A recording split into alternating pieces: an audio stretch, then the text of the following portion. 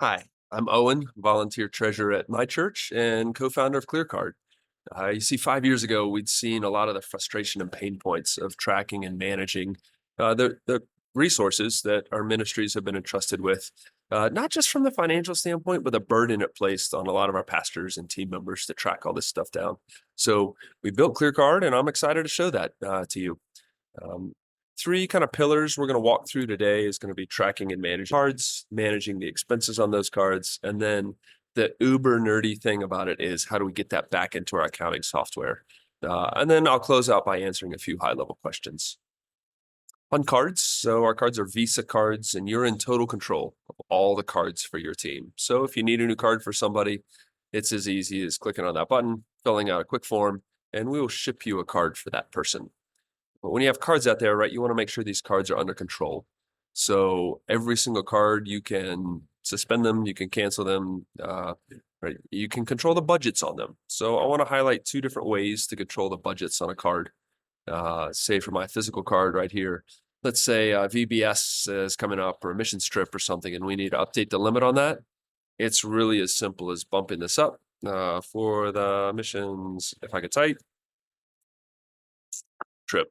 Um, Now instantly their budget is increased. And so now you've got the chance to increase and decrease budgets on cards to better track with the needs of the ministry.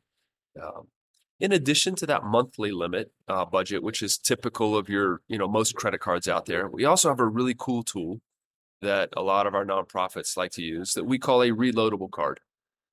So right now on this reloadable card, I just have a set amount of budget that's available. And I've got another video out there. Let me know if you'd like to see it about how we can actually require permission before you spend on these cards. But in this case, $300 is available on this card, and that won't reset next month. So if you want to load up budget for a month or a project or a year, however you want, you can also add and remove funds on that. So I can remove the funds and I can also add more funds as needed. So again, you're in total control of these cards.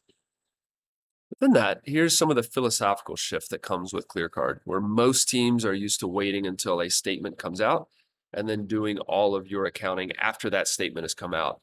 We want to give you and your teams the easy tools to get that information taken care of in real time. So you get to see everybody's transactions. As an admin, you get to see everybody's transactions right away, where they spent, who spent it, how much was spent. And then we can even auto code these using our AI feature by importing your chart of accounts and applying those accounts to your charges as they come in. Obviously, you can change these if you need to, but it makes it a really helpful starting place.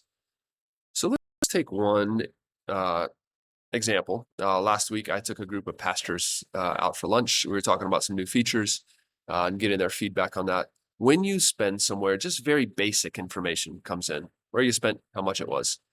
But now I want to shift and show you the experience that your user gets when they spend that money. So in real time, whenever they're spending, they get a notification pop up on their phone that says, hey, you spent $26 at Building 3 Coffee. So then let me show you how they would get that information in very easily to you. So they click on that notification. That brings them here into the ClearCard app where all of their charges are available. But we'll go to the last charge and we'll put in a quick description, coffee with pastors in Colorado Springs. This is where they can update the coding that AI has already applied, but this is where they pick the budget code appropriate for them. And we can show numbers or names or both there. And then to add a receipt, it's really just as simple as uploading from their phone or taking a picture. So I've got that receipt right here. We're going to snap a picture. Boom. We're done. It really is that simple. It takes 10 seconds for your pastors to do it. We like to affectionately say that it's so easy, even a youth pastor could do it. It's super easy. Use your phone instantly, no matter where they are. You as an admin will have access to their receipt image, so you can see that. You can track any information that they spend. So when they punch their notes in there, you get to see those notes. You can see how they've coded that charge. You can split out that charge if you need to. You can update this. You can fix anything that you need to here as well.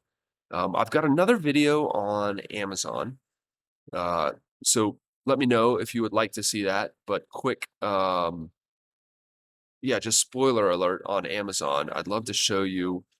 We will put this green checkbox when a charge is made, right? That corresponds to a shipment when Amazon ships something. We'll find that in here real quick. There we go. We put this green checkbox up here. What that means is we have automatically, 100% automatically, imported your receipt from Amazon and attached that to your charge, and then created line item details as well that would go into your accounting software. So now Amazon isn't a black box in your accounting software. You actually have full transparency for what was purchased there on Amazon all the way in through to accounting. So maybe that's a good switch for me to talk about accounting. Most of our teams go on a weekly cycle with us. So let me tell you what that means. That means every Monday morning at 12 a.m., I generate a digital statement for you. That's all of the charges from the last week. And then I also let you know that we're going to be initiating a payment that will clear on Wednesday or Thursday for that exact same amount. So now you have one-to-one tie from a list of charges to a payment to those charges. So that automatically reconciles and you have no manual reconciliation to do anymore with your accounting software. At the same time, it gives you a rhythm so that you can let your teams know, maybe it's Monday at noon or Tuesday at 9 a.m. Hey, I need to have all of these charges coded. And we can help with that. We can do reminders in the app and email reminders like, hey, Owen, you still have 3 charges that need receipts uploaded. So we can help out with that. But then once they get all those in, you have 2 options. If your accounting software has APIs, you'll be able to click on this and we'll sync that full statement over automatically. Or some require flat files, so we'll configure that for you. All you have to do is download the CSV, and then we train you and your team how to import these. So the whole thing takes usually about 90 seconds to sync over a whole statement, and you'll never have to type these into your accounting software again. I hope that's encouraging to you. Sure, we can talk more specifics when the time for the demo comes.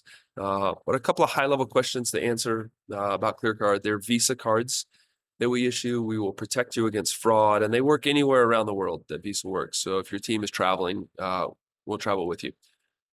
There's no personal guarantee required. And then for most churches and nonprofits, we are totally free.